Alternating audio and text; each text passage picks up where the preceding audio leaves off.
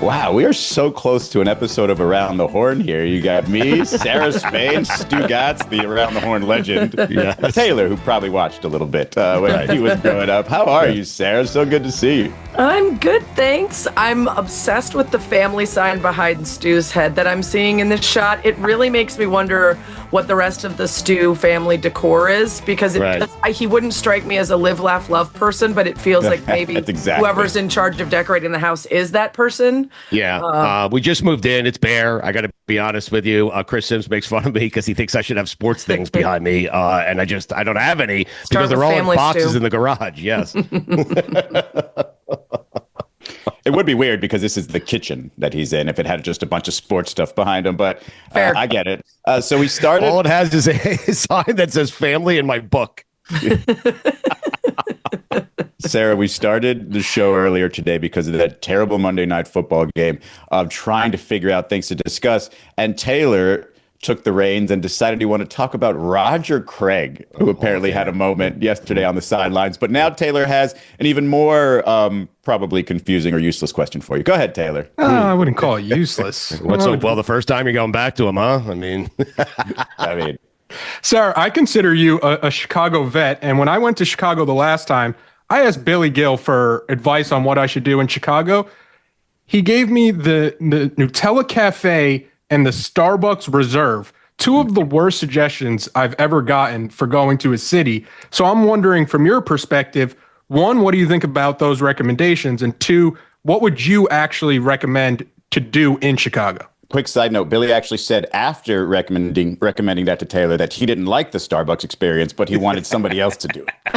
He wanted someone else to have the same experience. It's like smelling a fart. Right. I don't know why you asked Billy Gil, of all people. I mean, I love Billy, but he's not from here, so it's a weird choice. Right. And that explains why you got weird suggestions. I have been to the Starbucks Reserve place once. It's not a place you need to go to more than that. The lines are insane, and it's just a Starbucks, so not really necessary. But I've never even been to the Nutella experience or whatever that is.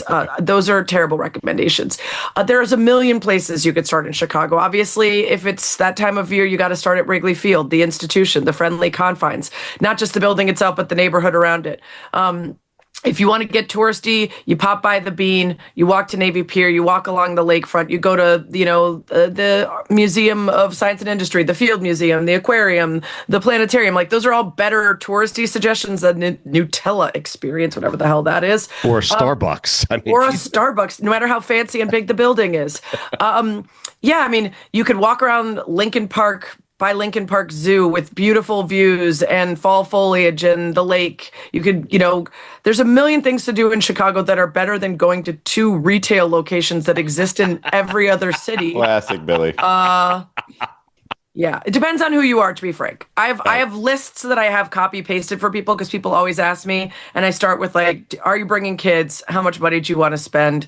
Do you want to rage? Wait, you have customized lists for depending on who asks you what to do in Chicago? That's amazing. You know that I have like a problem of like trying to be overly helpful at all times. And so I need to like prepare for my future self where I'm going to say yes every time a stranger asks me for like advice. So I need to plan ahead by having at least copy pastable so I don't rewrite it every goddamn time. Is it worth it to go out of the way and go to the Michael Jordan statue? Oh, yes, it is. Yeah. Really? Yeah. I mean, it's Michael Jordan. Thank you. It's like accessible to anybody. I seem to remember it being behind like some gate that you have to have access to get to. Well, it's now part of an atrium that they built sort of around it to connect to another building. So I think on an average day, you can't walk in now and see it like you used to. But if it's a game day, if those like doors are open, you could go check it out. What's the the sports pecking order in Chicago? Meaning, if Chicago fans could have one of their teams go on an unprecedented run for the next 10 years, what team would they choose? Bears? Yeah, because the Bears unite the whole city in a way that the Bulls used to, and it's been a long time for the Bulls. I would have guessed Cubs. But Cubs and White Sox split the city. There are tons. There are more. And the Bulls Cubs have already fans. done it, right? And the Bulls, we had the Jordan run more recently, which of course it's been a long time, but not as long as 1985. I've spent my entire life hearing about a team that I wasn't old enough to watch. And like, there's literally a documentary that just came out on Netflix about the Super Bowl shuffle. We're still shuffling 40 years later. Right. And it's like awesome. And I love that team. And it's so fun to still have those kind of giants that are part of the city. But we would like a current team to win. So Rex Grossman wasn't enough for you then? No, because we didn't win, and I was at that game, and it was very sad. But I mean, the Blackhawks won 3 times in 7 years, very recently. The Cubs finally won. The White Sox won in the 90s. The Bulls won a million times. So really, it's just been a long time. And the Bears are the city's team. No one else is competing for their love, unless you just gave up and started rooting for the Packers, which sadly some people have. Well, I see an on-ramp here. Is it okay if I can ask Sarah a follow-up question? Where are we with the Chicago Bulls? Because I love Billy Donovan. I love him as a human being, but I don't understand how he's still there. Yeah, I would agree. Although, the Bulls are like how you can complain at every single level until you get to the owner and it's a family, and then there's nothing you could do but just suffer until either they die off or finally give up and sell the team. That's what's happening. Like, you've got an owner in Reinsdorf who is way too loyal to a fault, and also is constantly in like the sort of mid-range with his teams of like, we don't really want to sell all the way out and suck so that we can be good. And so we'll just constantly be a play-in team. You look at the White Sox, they never really get down to the studs. They're always trying to hedge their bets because it's hard to sell tickets to the White Sox if they're not any good, because no one cares. The Cubs can benefit from the fact that people will show up at Wrigley, tourists and otherwise, regardless. So they took their moment to really suck and then build up from there. Reinsdorf's teams don't do that. I mean, they had a great start to the season, with Giddy out. It was tough. And I think those couple weeks. Yeah, I think we all know they're going to settle back down and be a middle of the pack team, which is what they've been for years and years and years. So does Chicago, do most of the fans feel like the Bears have finally gotten the quarterback and the head coach right? Yes, I believe so. Really? I don't think anyone is deluding ourselves into thinking that this team is fixed yet. They make a lot of mistakes, but I don't think you can actually, Stu, you can fully appreciate this because you're a Jets fan. I was going to say, I don't think you can fully appreciate, unless you're from here, the difference in watching a team where the quarterback takes a safety and pops back up and is like, all right, we're good. We're still fine. We're going to win this, as opposed to going and sulking on the bench and getting a photoshopped cigarette put in his mouth for the rest of the game, like Jay Cutler, right? Or a team that gives up the lead with a minute left and the game's not over. Like, This is not the Bears team we've had. And yes, they make their mistakes, but we have never been a cardiac kids kind of team. We have been it only gets worse from here kind of team once things start to go wrong. Ben Johnson's play calling is insane. Yes. And also, so good. I just heard yesterday the Bears currently have the best pass rush win rate in the league. This is a team that has been so problematic on the offensive line for the entirety of its existence, practically. So to be able to protect a quarterback, I think they're taking the 4th least sacks, and a lot of that is because Caleb still holds on the ball too long. But what we've seen with the play calling and everything else, like, it's night and day if you've been watching this team and been cheering for like a 2.5-yard run play as like the best display of offense for a long time. By the way, I just watched a couple of days ago body cam footage of Jay Cutler's arrest. You mentioned a DUI arrest. You mentioned so Jay did Cutler. I. It wasn't even that interesting, but because it was Jay Cutler, I had to watch every second of it. Yeah. Well, and it's always interesting when you watch that first exchange of, have you had anything to drink? The person always says no as they like stumble and fall against their car. And then the officer's like, are you sure you haven't? Maybe. Who's the person who says yes? Yeah, I'm fucking loaded. This officer's like, I'm an expert at this particular thing. I know how to note drunk people. And he's like, oh, you got me. Like, you got me. That's all you had to say. One you got or it. two. And I mean, you're always just hoping and praying for the person that they don't fight, because you're like, this is being recorded. This is like, no matter how many months it takes, this is coming out, and then you see them. Even if like, he does know who you are. Do you know who I am? Exactly. Sarah, yesterday we were saying that the Bears probably aren't Super Bowl contenders, and Stu was saying Bears fans are probably offended that you guys don't think their team's Super Bowl contenders. And me and Mikey A were arguing, Bears fans right now, they're just celebrating competence. Yes, 1000%. I really think there's obviously fan bases are not monoliths. I'm sure there's some folks that are getting way out over their skis, Super Bears, Super Bowl. But I think most people recognize that there are flaws to this team that when we go up against great teams will be exposed, but we've played some good teams that have beaten other good teams. And I love saying we. Oh, I love when I get to say we and it's about winning. Well, you're good now. You can say we, right? Yeah, exactly. There's no shame that comes with they it. Right? When they lose, we when we win. But yeah, I mean, my sister's actually an Eagles fan. So Friday's going to be an interesting matchup in the Spain/Peterson family household. I mean, I think nobody is silly enough to be punching our ticket to where's the Super Bowl this year? San Francisco. Yeah, and here's the thing, guys. I'm going to Italy to cover the Olympics for almost the entire month of February. Wow. And I'm like, that's probably what will get the Bears back to the Super Bowl is me being incapable you of not going. being there? Yeah. Have we talked about covering podcast the wrong partners? event. I mean, what are you doing? Yeah. Can I go with podcast? you? Yeah. Do we need an assistant, boom mic operator, video man? I'm an expert on snowboarding.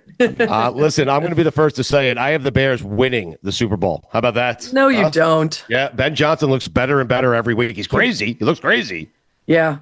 Yeah. That's the argument you could have. Yeah. We've never had a snack as a head coach. Yeah. It's nice. It's nice in those post game when they're all screaming in the locker room and getting fired up. I'm like, okay, Ben Johnson can get it. Actually, it's hilarious. So there's a restaurant here called the Wiener Circle. Izzy, you're familiar, I'm sure.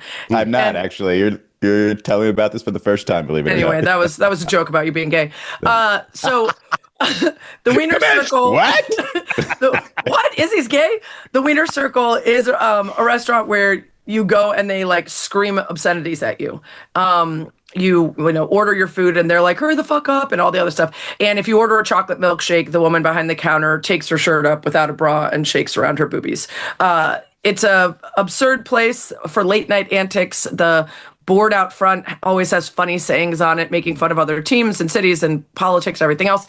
But anyway, they have been badgering. So at one point, they said if Caleb Williams throws 4 touchdowns or more in the next game, free hot dogs for everyone. And then he did. So it became sort of a thing. So now they've been badgering Ben Johnson to take his shirt off post game in one of those videos, and then more free hot dogs for everyone. By the way, I was looking. Yeah. I'm sure you've been keeping up with whether he's done it, Izzy, as have I. And they on the X.com or whatever, Twitter, whatever we're calling it these days, Nazi headquarters. They basically after every game they'll follow up and they'll be like, "Is it getting hot in here?" Or like they're trying to keep getting him to right. Ben Johnson definitely a little bit more your type. I'm just saying. Okay, good to know. Yes, and Billy sent you to a fucking Starbucks. I mean, he could have sent you to Wiener Circle. I mean, come on. That's my next suggestion. It's unbelievable. How's the podcast going? Good game with Sarah Spain daily, 5 days a week. She's doing it. How's it going? It's going amazing. It's a lot of work. We have a small team. I think fondly upon the Levitard team of 8,000 people in the shipping container that we're helping do all the things. We have 3. We'd be better, right? Yeah, you would think. We have 3. Well, currently right now 2, because one of our producers used to work for the Obama's production company. And when Michelle launched her podcast, and I think Barack might be doing something, I'm not sure yet, they came back a call. And so I can literally say, thanks, Obama, for stealing our producer. So we're down to 1 right now. So it's a hardworking team of 2 to put together a daily show. But frankly, without like patting ourselves on the back, in a very short order of about a year and a half, we've kind of established ourselves as the go-to place for coaches, players, execs, front office people, sponsors. Like, I was just at the NWSL Championship this past weekend, and it's really amazing to have all these people I've admired for so long. Brandy Chastain, Julie Foudy, Abby Wambach, Billie Jean King, team execs, team coaches coming up to me and being like, I listen to every single show. If not every interview, we listen to the Topper Show every day because it's the only place to get news in women's sports. There is no other daily show of any kind. And so it's a lot of work. We sort of task ourselves with being the sports center of women's sports on the top. News, scores, previews, trades, quotes, etc. And then do interviews and provide a lot of context and nuance to people who are showing up and just getting to know some of the newer leagues, Professional Women's Hockey League, or things that are a little more nascent. But it's just really nice. At ESPN, it was great to do shows, but it was like you're one of a million shows talking about the NFL or who's the MVP of whatever.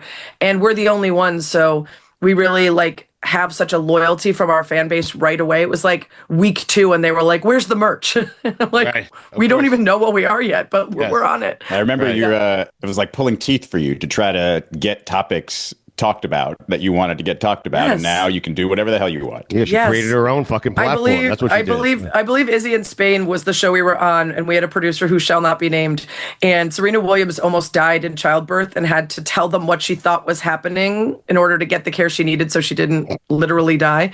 Yeah. And our producer was like, I don't think people are really interested, and he wanted to do the Mount Rushmore of Philadelphia athletes instead. And I was like, I'm in the wrong place. What are we doing? Book on that. Dr. J, I mean, he's got to be on there.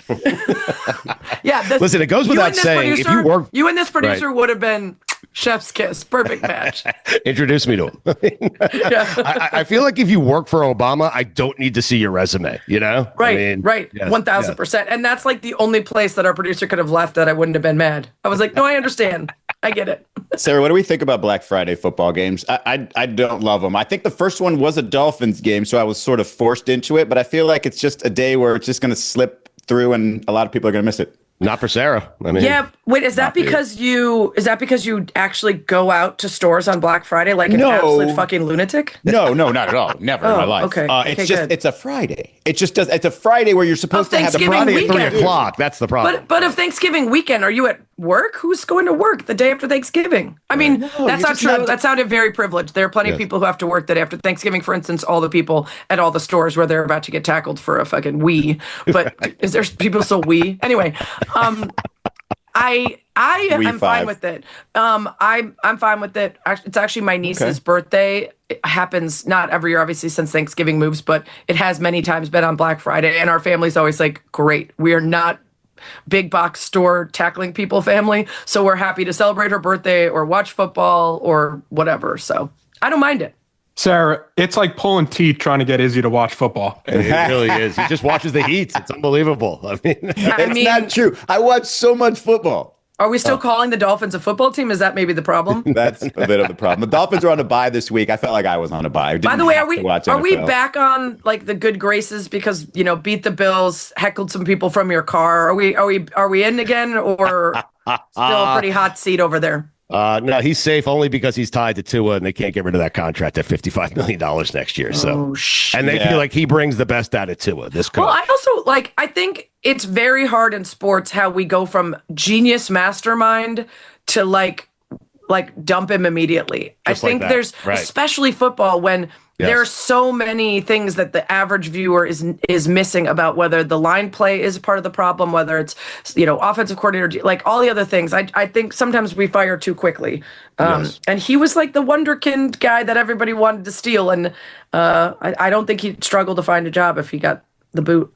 That's just the way fans are. Like, if the Bears lose 3 straight, wait and see them turn on Ben Johnson. I mean, seriously. Yeah, I actually don't think we would because we've had such a pathetic display. I mean, this was one of my favorites, and if it had been a bigger name when it happened, it definitely would have made the he's great, and his name, of course, is Dwayne Jones. It would have made that mix of those. It was our coach, Mark Trestman, who we, deftly stole from the CFL because everybody else was really breathing down his neck at his primary press conference saying we're going to be selfish and undisciplined. He clearly misspoke, and yet forever and ever we had the clip of him announcing we're going to be selfish and undisciplined, and then we were, and we sucked ass, and then Eberflus, the least inspiring human. I mean, it's just been a run of just. I know. But do you know what Jet fans would have given for 85? I mean, just seriously, at least at 85. I mean, it's an all-time team. They had a video. They had a whole song. Yeah. By the way, Dr. J, Mike Schmidt, Bobby Clark, Reggie Whites. I mean, no Allen Iverson. Introduced me to that kid. Really? Wow, no AI. Oh, I left Iverson off. Shit. It was a statement about your disagreement with the advancement of tech in the content world. So no AI. Sarah, thank you for doing this. I would like you around more often if possible. That's very nice. Yes, it's fun for me because I literally am so knee deep in women's sports since I'm hosting a show every single day and I have to know everything going on that I'm just watching men's sports like a fan. Yeah. And like people will walk up to me, Isn't that refreshing? Yes. It kind of, except the commission, what do you think Nebraska football is going to do this year? And I'm like, literally don't know. I think you know. Yeah, they like assume I'm still like diving in on the nitty gritty, and I'm like, no idea what's happening. I get I'm so watching many my NFL teams. questions. I'm watching my teams, and that's it. And like the other day, I was listening to the radio, and the radio host was doing his power top 10 NFL teams, and he had the Patriots at like number 2, and I'm like, the Patriots are good? Oh. Yeah. We haven't played them. I'm not watching the Red Zone all Sunday. I got other shit to do. I've been literally traveling almost I'm just nonstop. That's one nice thing about the show is iHeart isn't a sports company. So I'm not competing with all other sports people. So I've been to the Super Bowl, South by Southwest, Spain to cover the Billie Jean King Cup, NWSL Championship, Final Four, WNBA championship. I'm covering the Olympics in Italy for the entire month of February. It's like they don't have all the other people to send, so they're just like, "Oh, Sarah, you go cover this." I'm like, "Okay, great." Are they hiring? Are they hiring? Would you like to host a show on the iHeart Women's Sports Network? I am the content director. Let's take a meeting. Let me know what you're most proficient in talking about. Is there a need for lacrosse? I got it. Yeah. Is there a need for a women's college volleyball podcast? Because that's my sport. Or also, I know you're a flag football guy. You could just be the expert on men's and women's flag football ahead of the Olympics. The John Madden of flag football. Yeah. But Izzy is right, Sarah, that I did grow up watching Around the Horn, and I grew up on that show. So I'm curious, buy or sell Shedeur Sanders? You have her watching Browns football. Well, I've just been hearing. She just found out the Patriots are good. I know, right? I've been hearing about it. You know what? I would say that I don't like people who are summarily dismissed without getting a full opportunity. My favorite story of this early NFL season was seeing the quarterbacks that had failed somewhere else get a second shot and be really good, because I think it's a really sad, as a person, as a human being, imagining someone who their entire life was like elite phenom, everybody was obsessed with how great they are, and then they get to the NFL, the bottom drops out, and they're trash and the butt of all jokes. That's very sad to me, and it's so hard to get another shot, even if it's entirely the fault of the coach and the offensive line and the coordinators and everybody else. So seeing people get another shot. So that's not his story, but his story was one of sort of like getting built up only to get taken down. And I don't know how much of it is attached to his dad and how much he's been kind of led into saying and doing the wrong things and starting off his career with a lot of controversy surrounding him. So if he has success being thrust into this opportunity as a human being, and for him to potentially mature into a more well-rounded and likable adult, I root for him. But it's the Browns, and they deserve nothing good. Right. And I hope their quarterback situation plagues them for eternity because of the fucking Deshaun Watson bullshit. Yep. So on that side, I hope he fails miserably and adds 11 more names to that quarterback jersey that just keeps naming quarterbacks while they're continuing to look for someone that will succeed. Stu's been getting emotional because he's a proud dad, and he knows what that feels like. So he can't stop talking about Shedeur yesterday. Like, imagine what a great feeling that was for Dion. I got to meet little Stu at a Bulls game. Yes, you did. One of the little Stus. Yeah, she wants to come on your show. I mean, amazing. Well, tell her to win again. Wait, they have to win a national championship? Yeah. She's been to 3 finals. I know, do it in the championship game. Sorry. Right. Do it in the championship game. She's, she's not in a professional league, nor is she in college basketball. So the other ones, you got to win. We had Tracy Fuchs and a player from the field hockey team on because they won last year, and then they went on to win again this year. Right. So, if you want to be on the show, little Stu, do it in the championship. All right. I will pass that along to Rachel on Thanksgiving Day. Okay. Yes. I'm thankful for Sarah Spain telling my daughter, just fucking step it up. You were her idol. Okay. Tough love. She sounds smart. By the way, do we have any other Sarah podcasts? Spain, check it out wherever you get your podcast. She does it 5 days a week. Izzy, you're gay? You ever have that moment during the holidays where you think you've nailed the perfect gift and then realize you definitely did not? Yep, been there. Last year, I bailed on the guesswork and said Omaha Steaks instead, and let me tell you, that was the first time my family texted me before opening the box just to say how excited they were. Whether you are sending an unforgettable gift or treating yourself to everyday perfection, Omaha Steaks delivers the world's best steak experience. USDA-certified tender steaks, juicy burgers, comfort meals. Honestly, everything they ship shows up looking like you planned ahead, even if you definitely did not. I just made their filet mignons the other night. Simple cast iron sear, little butter based, and they were insanely tender. I love them. You can taste the quality, and the variety is ridiculous. I'm eyeing their burgers and some of that apple tart for my next order.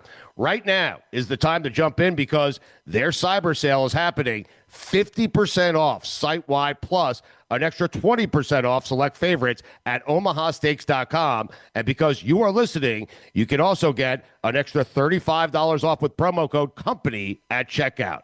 Orders placed by 6 p.m. Eastern, even shipped the same day. Send the magic of the holidays. Send an experience. Send Omaha Steaks. Save big with Omaha Steaks. Visit omahasteaks.com for 50% off site-wide and an extra 20% off select favorites during their cyber sale. And use promo code COMPANY, all capitalized, at checkout for an extra $35 off. That's omahasteaks.com. Promo code COMPANY. Terms apply. See site for details.